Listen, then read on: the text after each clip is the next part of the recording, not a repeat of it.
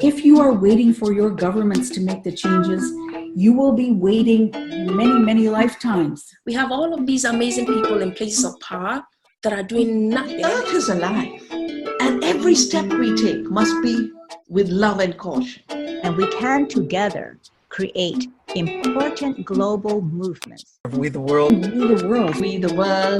We the world. We the world. We the people. Thank you all for joining this session of We the World's 11 Days of Global Unity.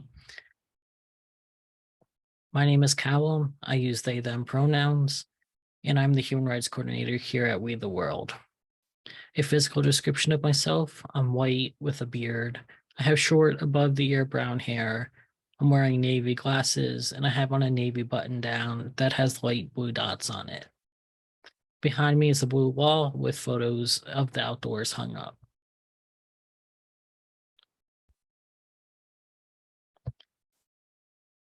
This event is being streamed from northern New Jersey, the seized and current lands of the Munsee Lenape. I'd like to acknowledge their ancestors who were removed by colonialism to Oklahoma, Ohio, and Canada. Today, the Munsee Lenape live both on the lands to which they were removed and their homelands that encompass eastern Pennsylvania, northern New Jersey, southern New York State, and New York City. The Lenape Nation signed the first treaty between Native Americans and settlers in 1778. 244 years later, we have the responsibility to uphold these treaties and all treaties. As someone on this land, I plan to uplift the Munsee Three Sisters Farm that promotes land sovereignty and justice as a way to heal and rebuild Indigenous community. I encourage you to learn about the Indigenous lands you reside on and an action you may take to uphold the treaties in your location.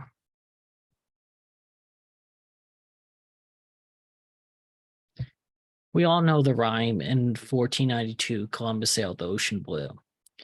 While many of us don't know that a dangerous precedent was following Columbus's arrival to what the colonizers called the New World. Soon after Columbus arrived on Turtle Island, the indigenous name for North America, the Doctrine of Discovery was issued. The doctrine was simple. When European Christian nations, quote unquote, found new land, they were automatically granted property rights and sovereignty over those lands. This began the decimation of Native American sovereignty and self-reliance. To European settlers, the doctrine meant that they could, quote unquote, call finders keepers, as Native people were not allowed to sell their lands to anyone except the discovering country. The doctrine allowed for swift colonization of the land and was the basis for future detrimental laws that were ruled on 300 years later in court. Four laws in the 1800s assisted settlers in cementing their assertions from the doctrine. Fletcher v. Peck of 1810 reinforced that Native Americans have the rights of ownership, but may not engage in land dealings with any other European country. In the first case of the infamous Marshall Trilogy, Johnson v. Emmentosh of 1823 reinforced that tribes do not have full sovereignty over their lands and cannot legally engage in land dealings with entities outside the United States federal government. Native peoples only have the right of occupancy, while the federal government owned the soil they stood on. Clifford Little, in a journal article on this topic, equates the relationship to being that of a landlord and tenant. Not only did the federal government own the land, but they had the right to end the occupancy of Native peoples in addition to regulating and controlling how the land was used. To further expand settler access to land, resources, and riches, the federal government and President Jackson pushed to pass the Indian Removal Act in 1830. This act allowed the government to force all Native communities residing in the east to west of the Mississippi. The settler mantra of kill the Indian, save the man was still flourishing, as was assimilation methods. This gave rise to the Dawes Allotment Act of 1887 that attempted to force settler concepts of private property on Native communities. Those who were part of a certain tribes or reservations were allotted up to 160 acres of land for themselves and their families. The surplus lands went towards land acquisition strategies, and 60 to 90 million acres were sold to non-natives.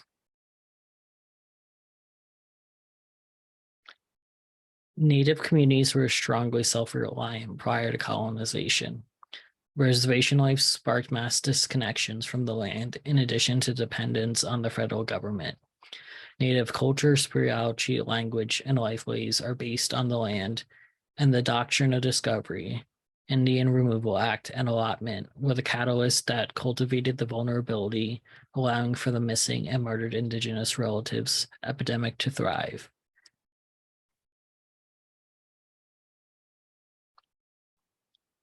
Reservations are where we can see self-reliance truly wiped out. Once on the reservation, Native peoples were not allowed to leave. The Comanche and Northern Cheyenne attempted to escape. Those who were not killed by the army were forcefully brought back to the reservation.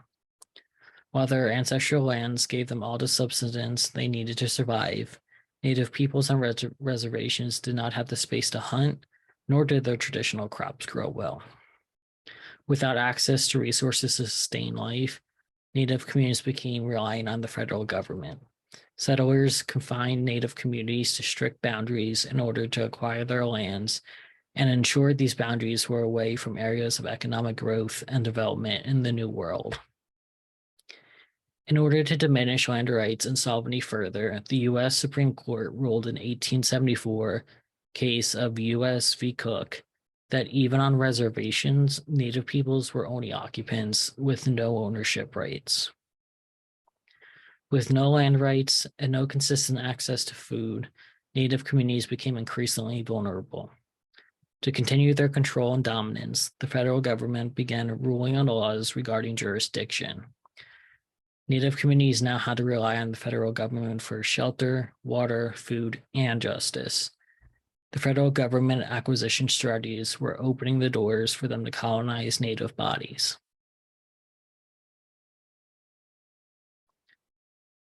Jurisdiction in Indian country is a lengthy and complicated topic, but I wanted to detail 3 legal cases that play a part in perpetuating the missing and murdered Indigenous relatives epidemic.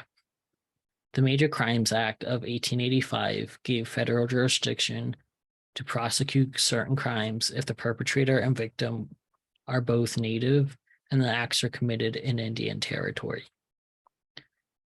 U.S. v. Ramsey of 1926 ruled that reservations were Indian country and thus the federal government had jurisdiction over crimes committed against Native peoples. This was followed in 1978 by Oliphant v. Suquamish Indian Tribe, where it was determined that tribal courts had no criminal jurisdiction to prosecute non-natives for crimes committed on native land. If a tribal court attempts to prosecute a non-native perpetrator, the court risks reversal of the conviction.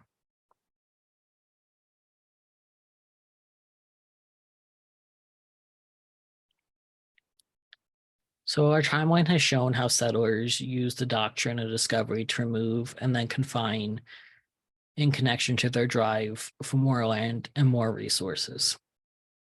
Poverty on reservations has continued for the last 192 years since the Indian Removal Act.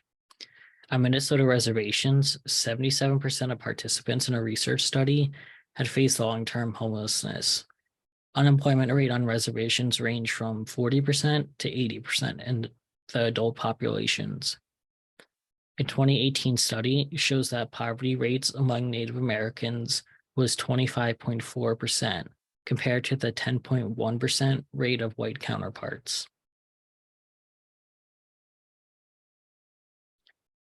Author Sarah Deer states, "The legacy of relocation, chronic poverty, and historical trauma significantly reduces the opportunities available for Native women and makes them vulnerable to prostitution and sex trafficking.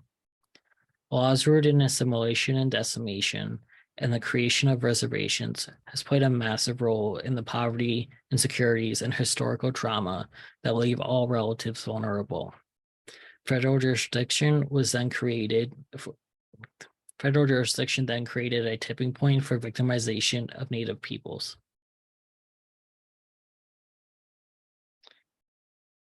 It has been recorded that 96% of Native women experience violence by a non-Native perpetrator, but due to the Oliphant ruling of 1978, tribes have no jurisdiction to prosecute non-Native offenders. Communities cannot rely on the federal government, who generally has jurisdiction over missing and murdered Indigenous relatives related crimes. As data from 2016 showed that 35% of cases were not sent for prosecution, and in 2017, that rose to 37%.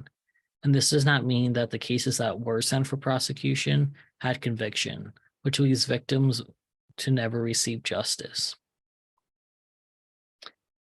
Extractive industries for attaining resources has been a prime outcome of settler land acquisition goals. We can see the consequences of the extractive industries on missing and murdered Indigenous relatives in the Bakken oil region. From 2006 to 2012, violent crimes have increased by 70% in the region. Counties outside the oil region saw an 8% reduction in crime in the same time period.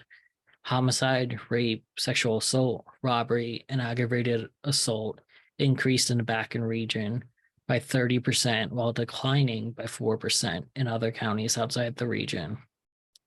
Unlawful sexual contact experienced by women rose by 54%. Native American individuals in the oil region had rates of violent victimization 2.5 times higher than their white counterparts. Proposed in 2008, the Keystone XL was planned to transport tar sand oil. The existing pipeline system and the Keystone XL project would run through Montana, North Dakota, South Dakota, Nebraska, Kansas, Missouri, Illinois, Oklahoma, and Texas.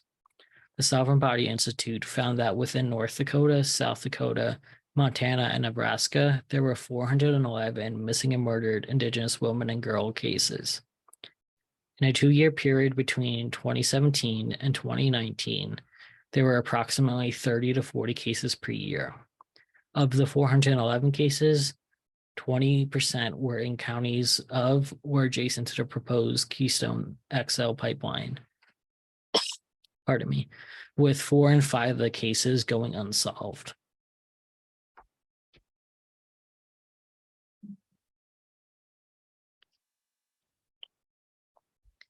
Data from men and boys is sparse compared to women, girls, and two-spirit individuals. However, the National Institute of Justice found that 80% of Native American and Alaska Native men have experienced violence, totaling 1.4 million individuals. Native men are also 1.3 times more likely to face violence than non-Hispanic white males. The Navajo Nation maintains a list of those who go missing on or off the reservation, dating back decades. As of 2020, the list contained 160 names. 60 to 70% of those were male. A report given by the Idaho Coalition Against Sexual and Domestic Violence found staggering results in their state's missing and murdered Indigenous relatives population. Unlike most data shows, the missing and murdered Indigenous relatives population in Idaho is mostly men. The rate of missing and murdered Indigenous relatives is 18.99 per 100,000 people, compared to the 10.38 per 100,000 people for the white population. Native Americans comprise 2.4% of Idaho's population, yet account for 4.4% of the missing persons.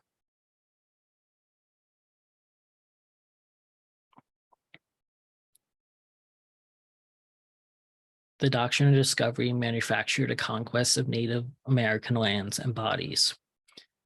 Over a 200-year period, settlers established laws to remove tribes from their ancestral lands, eradicating self-reliance and forcing them onto lands over which they had no rights or sovereignty. The inability to rely on land and community dynamics for subsistence and economic prosperity created the recipe needed to seize Native bodies. The federal government reaffirmed this domination through law, removing all tribal ability to bring to bring justice for and healing to missing and murdered Indigenous relatives. Settlers' land acquisition standards are inseparably woven into the missing and murdered Indigenous relative epidemic. The decimation of tribal sovereignty was a decimation of body sovereignty. And that is it for the education part. I believe my colleague who was going to be here tonight to give the Indigenous perspective is not able to make it. She is actually up in Ontario at a Native Women's Association meeting. But I will talk about her a little bit. So my colleague Shannon Crossbear lives up in Minnesota and is Ojibwe. Like I said, she was going to join us tonight to talk about the Indigenous perspective. But here at We the World, she is our interdependence coordinator. And as you can see from this program tonight, interdependence is a very big topic when talking about colonialism and the effects on Native communities. And with that, if there are any questions,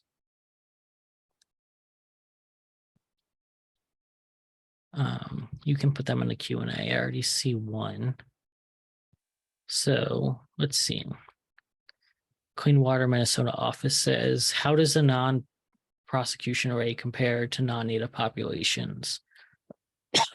Pardon me. Off of the top of my head, I do not have the statistics, but I can tell you just from basic trends, there tends to be a trend, as we even saw tonight, of at least non-Hispanic white communities having either higher rates of prosecution or at least cases going to prosecution. So tonight, those percentages were cases that just weren't prosecuted or sent to be for prosecution. And like I said, even though it sounds like about 60-something% were sent for prosecution, that doesn't mean there was an outcome. It doesn't mean anyone was convicted. So there is, even with other underrepresented communities, especially the Black community, if people don't know, the Black community has a lot of injustices when it comes to the justice system, just like Indigenous communities. So those prosecution rates are definitely lower for them. And from the data I've noticed just from my research, Native communities tend to be pretty high, so do Black communities, and then usually it's Latinx communities, and white and Asian communities can kind of be equal for, I don't want to say the best data, but getting the most, in this case would be like with the most prosecution rates. And an important thing here is to not just think about prosecution rates overall, but think about them in relation to how much there are of that population. So that can make a big impact. We try to find this slide. So I don't think it is up on the screen, but like I mentioned with the Idaho study, only 2.45% of Idaho's population is Native American, but yet 4.4% of missing persons are Native American. So there are drastic differences when you start looking at the total population. Because when you take even that 18.99 per 100,000, that's the rate for missing and murdered Indigenous relatives of Indigenous descent. And for white populations, it's 10.38 per 100,000. There are a lot more white people than there are Native American people. So 18.99 is even more impactful when you think about that population difference there too.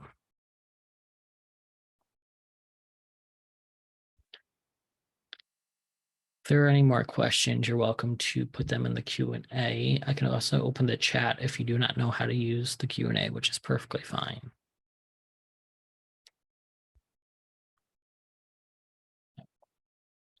Stop sharing my screen.